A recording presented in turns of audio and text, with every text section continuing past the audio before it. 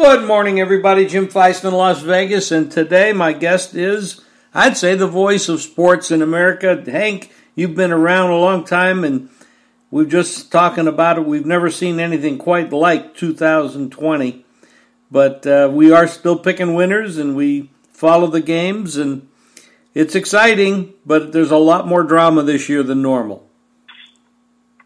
Well, it's hard to keep up with who's playing and who's not.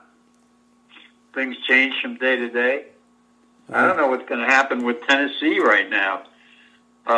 If they're going to play this week or not. I guess they practiced at a schoolyard yesterday, and I think they may be allowed back in their facility today.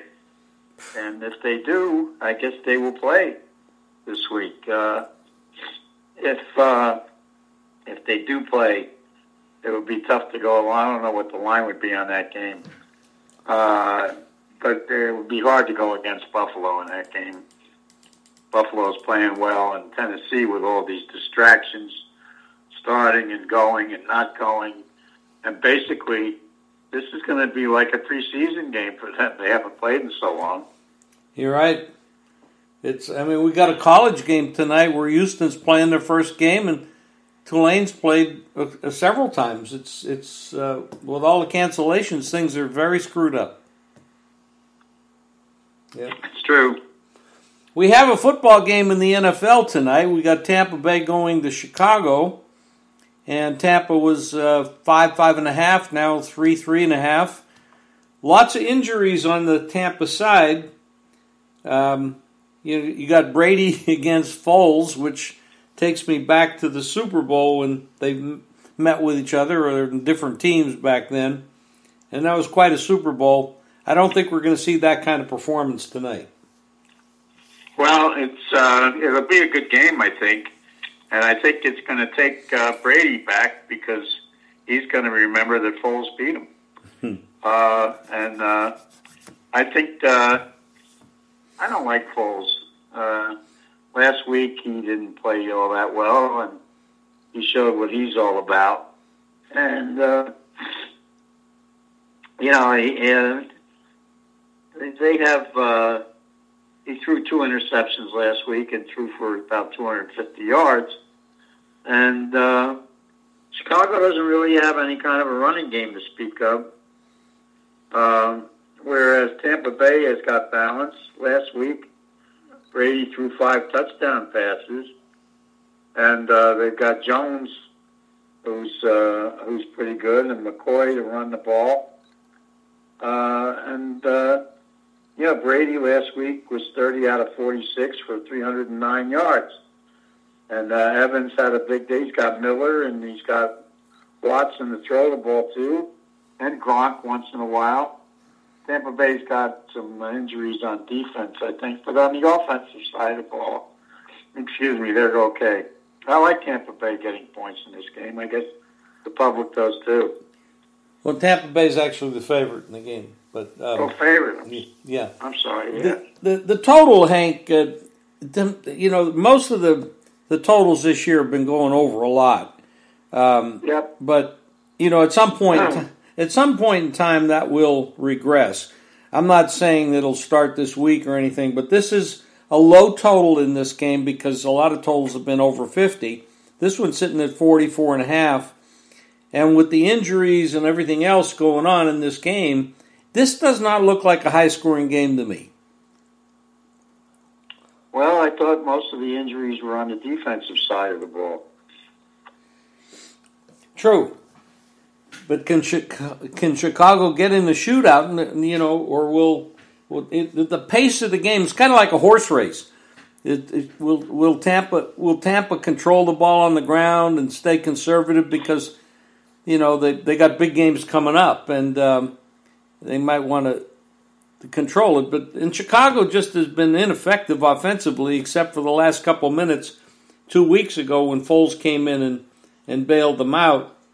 They have a great record, but they don't look that great on the field or on paper. Well, they made their record against inferior teams. So, this is a good team they're going up against. Very much so. I agree with you on Tampa being looks like the right side to me. Are there any other games this week that really stick out to you that you want to talk about? Yeah, I like Cleveland. Cleveland is really playing well. The coach is doing a great job. I've got the thing with Cleveland is Indianapolis is talk about a team that's played a soft schedule. You know, they did have a win last week against a good team, but you know, they've got Taylor running the ball, but they've been very careful with Rivers. All his passes have been short passes. His one deep threat is T.Y. Hilton, but that's it. And but last week, you know, I think he only had one pick, and Cleveland's defense is pretty good, and they've got some real weapons on that team. First of all, they've got Garrett to rush the passer, and he'll get pressure on Rivers. And like I said, they've been very careful with Rivers not to have him take any big chances, but he does tend to hold the ball a little bit. And Cleveland's got a running back in Hunt, who I think is going to be a big factor in the game. And Beckham, they've been using out of the backfield as a runner and as a receiver. He had big yardage last week. In Cleveland right now, Mayfield is doing a real good job at quarterback. Landry is a threat at wide receiver. Indianapolis has the best defense in the league right now. But here's another team that has played a pretty soft schedule. And Cleveland is, I think, going to come in there, I think Cleveland is the home team in this game. And, you know, Cleveland right now is the team that, you know, they're 3-1, and they're the real deal. I like them a lot. Yeah, they look very good, and the coaching change and the things they've done in the off season. Of course, they upgraded from Kitchens last year, and they've looked really good. I mean, yeah, they got blown out in the first game, but that was against the Ravens, and the Ravens are a pretty good team, not to mess around with. The Ravens. I want to talk about the Ravens. Okay. I didn't like the way the Ravens played last week. They only outgained Washington by 9 yards total in that game. Their defense is not playing great right now. They're not showing a lot of effort. Something's wrong in that team. Yesterday, Jackson didn't practice. He's got a little bit of a knee problem. I think the coach says it's not that serious. But Jackson, last week he threw for 193 yards. That's all. Not very good.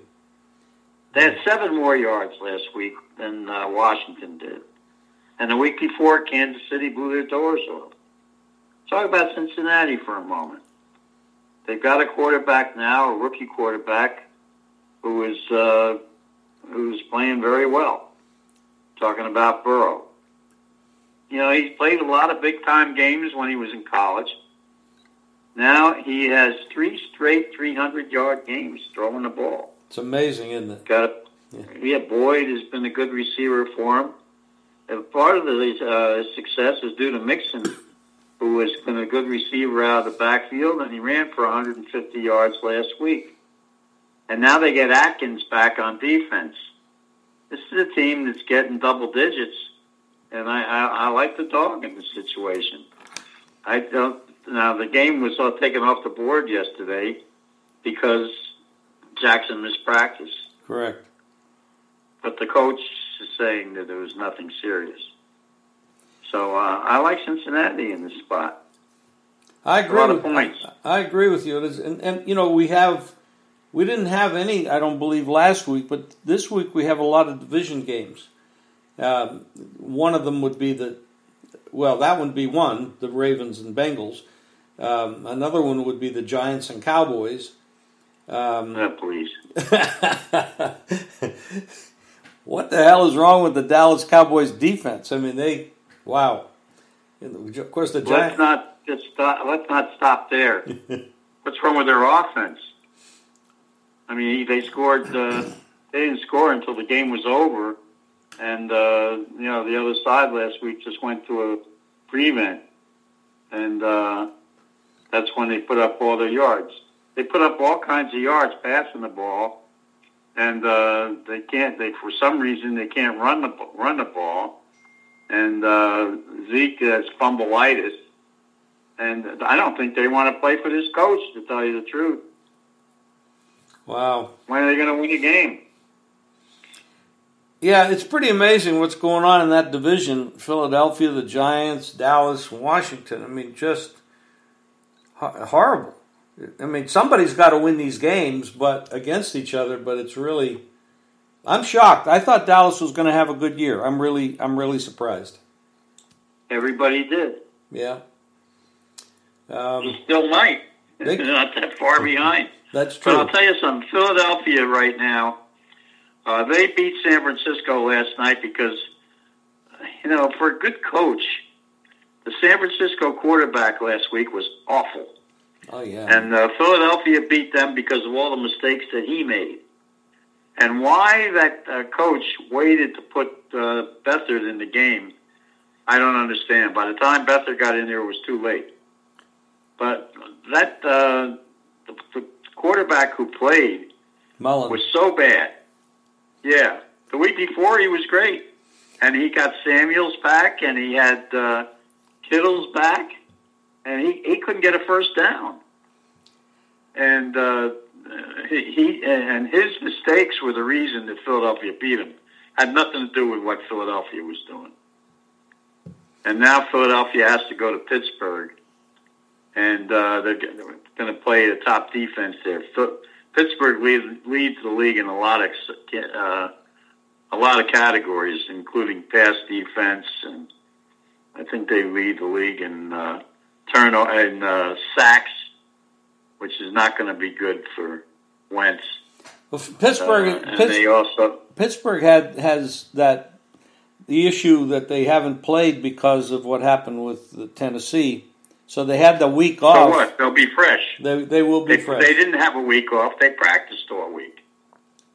Yeah, it was good for them. That's what my point was. They ended up with a bye week, and it was good for them. And that's an advantage, especially Philadelphia playing 2 weeks in a row on the road, and didn't play that well anyway last week. And they haven't played that well all year, and they just haven't.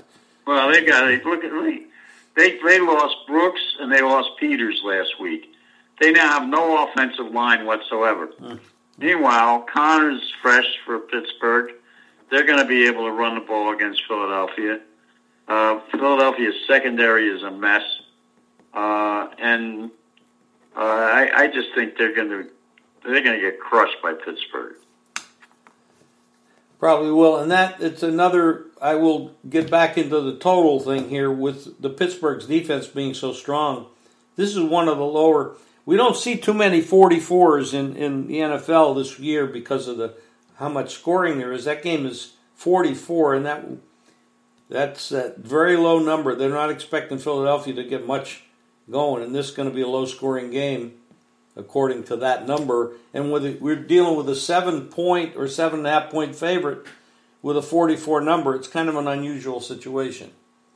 I'll tell you what bothers me about that a little bit, and that is special teams scores.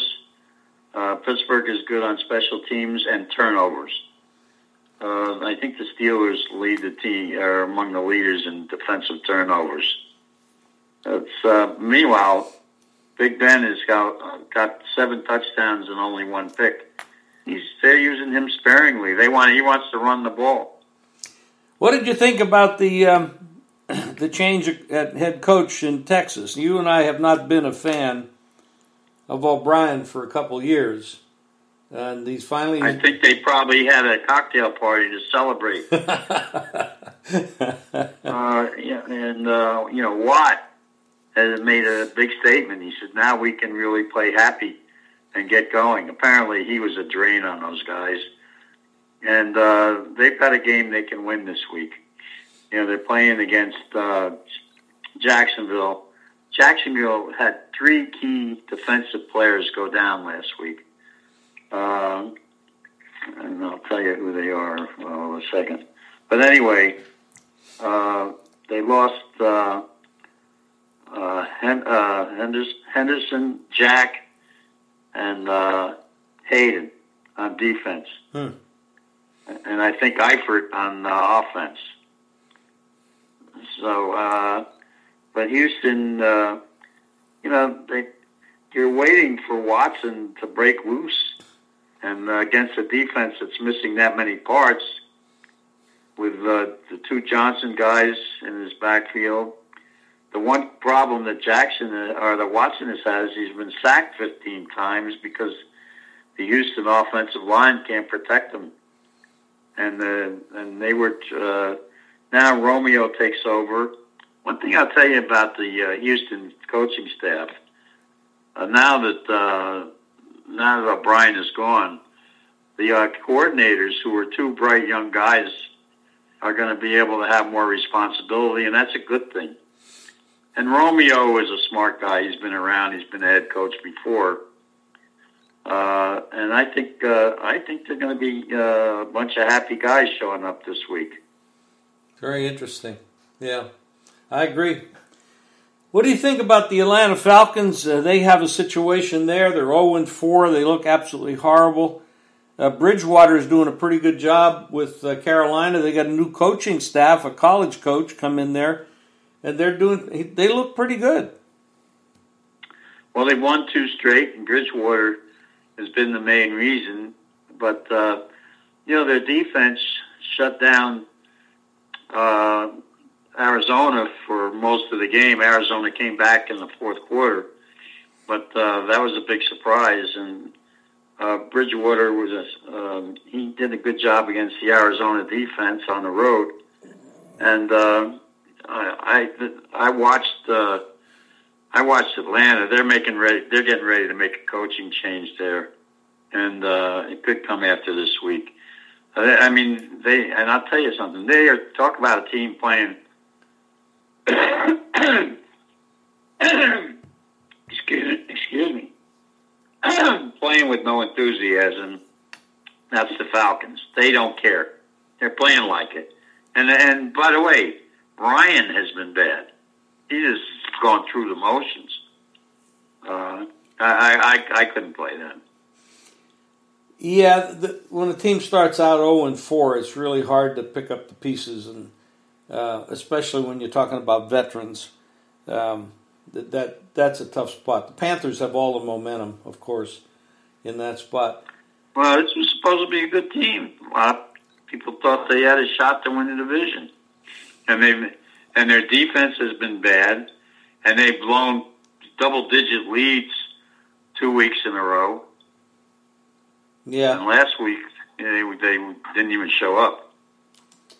No, they really didn't. I'm happy they didn't because I had the other side. But what do you make of this Seattle and Russell Wilson and 2 quarterbacks that are just absolutely dynamite this year? Russell Wilson and Aaron Rodgers. Both of them have been absolutely red hot. Yeah. Well, I knew they were going to beat Miami. A lot of people were taking Miami in that game, but Miami's bad, and everything depends on Fitz, the quarterback, and what he's going to do. But Seattle right now, Wilson is on a tear, but their defense is in big trouble. Oh, they're horrible. And they lost their best defender last week. Meanwhile, Minnesota has kind of come to life. Cook has run for over 100 yards. So they're relying on the running game, which is what their coach wants to do. And they've got a couple of receivers who are playing pretty well right now. But they don't have much defense. But Cook ran for 130 yards last week. Thielen has been helping Cousins out. Cousins threw for a lot of yards last week. It's hard to trust Minnesota, but they're getting a lot of points. And Seattle's defense right now is really a mess. Yeah, it really is. It's amazing how many points. Even though Miami did not cover last week, they scored 6 times, which is quite amazing. The 5 of them, of course, were field goals, but they marched up and down the field against, like you said, that bad Seattle defense. So it's Miami's got one of their touchdowns was on defense. And then we have a Monday night game with the Chargers against the Saints, and the rookie quarterback for the Chargers has had some moments. He's kind of thrown into the mix because of the medical mishap with the starting quarterback, but that starting quarterback is not the starting quarterback anymore. Right. I mean, is he just medically? Is he okay? I think he's okay now, but I don't think they're interested. Herbert has now had, last week he threw for 290 yards against Tampa Bay, which is supposed to have a decent defense. And the 2 prior weeks he was over 300 yards. He's got some good receivers to throw the ball to, and he's a difference maker. New Orleans right now, they're moving that game to where are they going? They're because of the storm in New Orleans. I think they're moving that game to Indianapolis. But anyway, Kamara is the whole offense for New Orleans without Thomas in there. Stafford threw for considerable yardage against them last week. And Breeze did decent against a pretty bad secondary last week. But everything was to Kamara and the tight end. And, Murray did okay carrying the ball as well. New Orleans has the 2 running backs who are kind of carrying them. And I think the Chargers could keep this game close. I know they don't have Eckler, but as long as they have that quarterback, they could stay in the game. I think they're getting 7.5 points. Actually, I'm looking at the board. I see some 8s out there, Hank. Really? Yeah. Okay. Yeah, and you consider they're playing basically on a neutral site. That's 8's a big number. Yeah, and this game figures to be a little bit of a shootout. Yeah, the way that Herbert's throwing the ball around, and I don't know, is Breeze? Do you think Breeze is? I mean, the rumor has been Breeze has no downfield arm anymore. Do you believe that? He threw the ball well last week. He had a couple of deep throws that were successful. Like you said, this should be because they didn't have a preseason. Maybe it just took them a while to get going. Very true, very true. What do we hear about Cam Newton? I mean, all that. I mean, the COVID thing is a mystery everywhere, but we still got to know. He's okay now, but their best defensive back has got the bug. So I don't know when that game is going to be played. True, don't know. Yeah, we definitely. Handicapping football has never been easy. It takes a lot of work, a little bit of luck here and there, but this is much more complicated this year than ever. But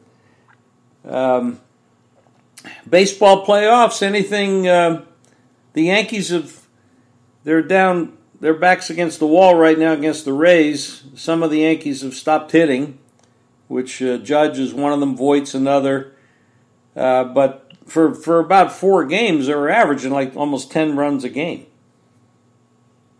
Yeah, well, the only problem is that Tampa Bay's been getting a lot of home runs against the Yankee pitching. Yeah, the Yankee pitching staff is tough. The Yankee bullpen is not very good, and I'll tell you who blew a game last night, but they managed to hold on was the Dodgers. Their closer can't close. I mean, he can't throw strikes. And I was watching the game last night. I don't know why they left him in so long. It almost cost him. They finally brought Kelly in. He barely could throw strikes there either. And they just, I think they're going to move on, but I'm not sure I like them going forward. And Houston had a chance to wrap up their series yesterday, but talk about home runs. There were a ton of them in that game. I don't know what's going on in Dodger Stadium. They're playing in Dodger Stadium, but the game's there. The ball just flying out of the ballpark. They're all going over the right field fence, too. I didn't know that ballpark was a home run haven, but it sure is for these two teams. I guess they've had some wind in that place. That's been why. Yeah. Well, thank you, Hank. Anything else you want to cover? I know we had the Preakness last week. Is there anything going on in horse racing that you want to talk about? Or? Well, that filly winning that race is very good for the sport because Kenny McPeak trains the skydiver horse, and that was a good race, and she won it by beating the Baffert horse in a stretch stool, which sets up a pretty good Breeders' Cup, which will and it would be something if the filly could beat the boys in the Breeders' Cup, although she's going to have to run against some older horses. And that could be difficult with Improbable and a couple other horses in that race. But the Breeders' Cup Classic figures to be a very good competitive race. But that's not coming up until the first weekend in November. Well, it's not too That'd far. be some weekend. I think the Masters is that weekend, too. Yeah, it's crazy. The schedule's crazy. April is when you usually have the Masters and the Preakness, of course. Everything's upside down. But we have a... what was the saying years ago that may you live in interesting times? I think we've qualified for that. Yeah. There's a golf tournament going on here in Las Vegas. Yes, there is. The Shriners tournament starts today.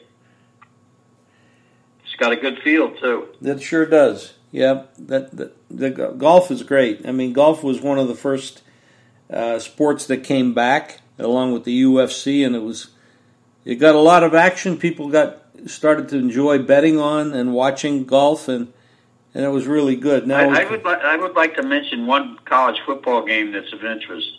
Okay. And that'll be Miami against Clemson. Miami has started off strong this year, and they've got a high ranking. But now here's a rare opportunity to get Clemson only laying 2 touchdowns. Just thought I'd point that out. Okay. Thank you, Hank. And have a wonderful weekend, Hank. Thank you for your time. I appreciate the podcast, and pick lots of winners.